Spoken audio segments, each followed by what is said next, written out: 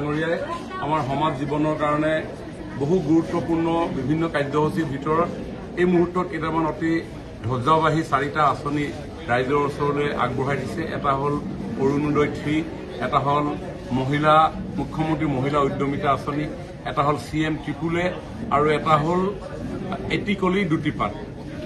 অৰুণোদয় আঁচনিৰ জৰিয়তে আমাৰ সমাজৰ আৰ্তজনক কিছু আৰ্থিক সকাহ দিয়াৰ এটা প্ৰয়াস। দিব্যাংগজন, স্বামীহাৰা মহিলা, বিয়া নোহোৱা বাইদেউ অথবা ঘৰলৈ বিয়া হৈ ঘূৰি অহা বাইদেউ আৰু সমাজৰ অতি দৰিদ্ৰ মহিলাসকলক অকণমান আৰ্থিক এটা সাহায্য। আৰু এইবাৰ আমি প্ৰায় 35,000তকৈ অধিক মহিলাক শদিয়া সমষ্টিত এই অৰুণোদয় 3ৰ জৰিয়তে উপকৃত কৰিবৰ কাৰণে আমি সিদ্ধান্ত গ্ৰহণ কৰিছোঁ।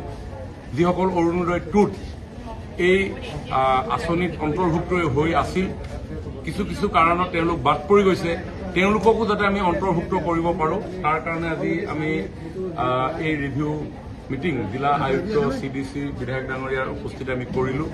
মহিলা উদ্যমিতা, মহিলাসকলক আত্মনিৰ্ভৰশীল কৰিবৰ কাৰণে, স্বাভিমানেৰে জীয়াই থকাৰ পৰিৱেশৰ মাজলৈ লৈ যাবৰ কাৰণে মুখ্যমন্ত্ৰী ডাঙৰীয়াই এখন আঁচনি লৈছে।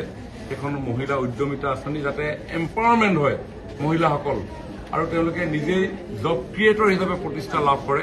তাৰ কাৰণেও প্ৰায় 25,000 মহিলাক আমি শদিয়া বিধানসভা সমষ্টিত এই আঁচনিত অন্তৰ্ভুক্ত কৰিব বিচাৰিছোঁ। যিসকল মহিলাই আবেদন কৰিছিলে, বিভিন্ন কাৰণত কিছু মহিলা বাদ পৰি গৈছে, সেই বাদ পৰি যোৱাৰ কাৰণসমূহ দৰ্শাই আমাৰ জিলা আয়ুক্তক আমি কৈছোঁ তেওঁলোকক গোটেই বিষয়টো জনাবৰ কাৰণে। অন্যহাতে CM ত্ৰিপুলে শদিয়াত যোৱা CM ত্ৰিপুলে 1ত 427জন যুৱকক আমি 2 লাখ টকাকৈ আগবঢ়াইছিলোঁ। 427 গৰাকীৰ ভিতৰত 415 গৰাকীয়ে ইতিমধ্যে 100% ইউটিলাইজ কৰিছে। 12 গৰাকীয়ে বিভিন্ন কাৰণত তেওঁলোকে আৰম্ভ কৰা নাই। আমি তেওঁলোককো কৰাবলৈ প্ৰয়াস কৰিছোঁ।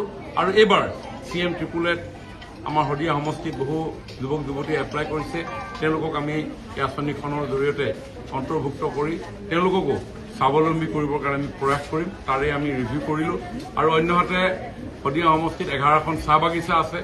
মাননীয় মুখ্যমন্ত্ৰী ডাঙৰীয়াই এটিকলি দুটিপাত আঁচনিৰ জৰিয়তে এই চাহ বাগিচাত কৰ্মৰত শ্ৰমিক ককাই ভাই, বাই ভনী, ষ্টাফৰ সকলো লোকক এই আঁচনিখনত অন্তৰ্ভুক্ত কৰিব বিচাৰিছে। উদ্দেশ্য যাতে বেংকিং ছিষ্টেমটোৰ লগত তেখেতসকলক সংযুক্ত কৰা, আৰু সেই কাম আমি নিৰন্তৰ 2018 চনৰ পৰা আমি কৰি আছোঁ।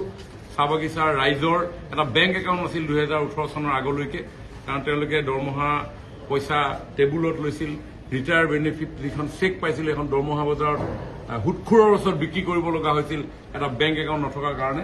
মোদী ডাঙৰীয়াই ডিজিটেল ইণ্ডিয়াৰ যিটো কনচেপ্ট লৈ সমগ্ৰ দেশবাসীক ডিজিটাইজেশ্যন কৰাৰ ক্ষেত্ৰত যিটো উদ্যোগ ল'লে, 8,50,000 মানুহেও আজি বেংক এটাৰ একাউণ্টৰ গৰাকী হ'বলৈ সক্ষম হ'ল। আৰু আমি সেই বেংক গৰাকীসকলক আৰু অধিক উৎসাহিত কৰিবৰ কাৰণে মুখ্যমন্ত্ৰী ডাঙৰীয়াই লোৱা 1কলি 2পাত এই আঁচনিখন আৰু জনমুখী কৰিবৰ কাৰণে আজি আমি ৰাইজৰ লগত আলোচনা কৰিলোঁ। 21 জুনৰ পৰা প্ৰত্যেক চাহ বাগিচাই এই ফৰ্মসমূহ শদিয়া সমষ্টিত বিতৰণ কৰা হ'ব। ছাৰ, অন্যটি